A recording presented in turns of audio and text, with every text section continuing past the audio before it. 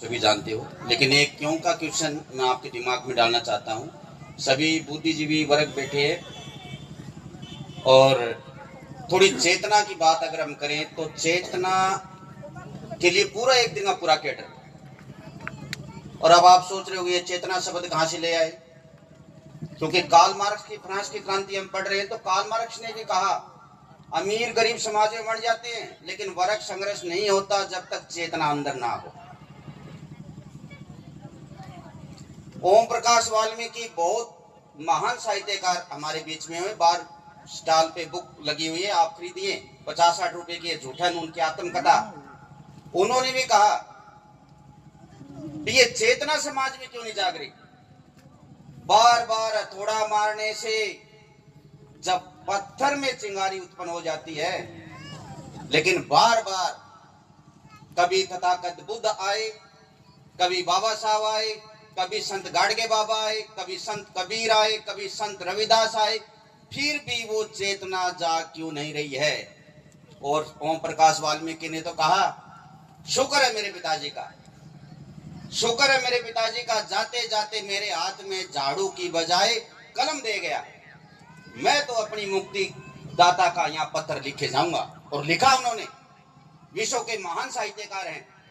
तो ये चेतना के लिए पूरा कैडर हो, ये चेतना जाग नहीं रही है, आत्म शरण लिमाबे हुए हैं। मैं 2 मिनट लूंगा। क्या कहा है कि ये जो व्यथा है, जो आज जो समस्याएं हैं, वो आज की नहीं है। इसकी जड़ें हजारों सालों के इतिहास में छिपी है।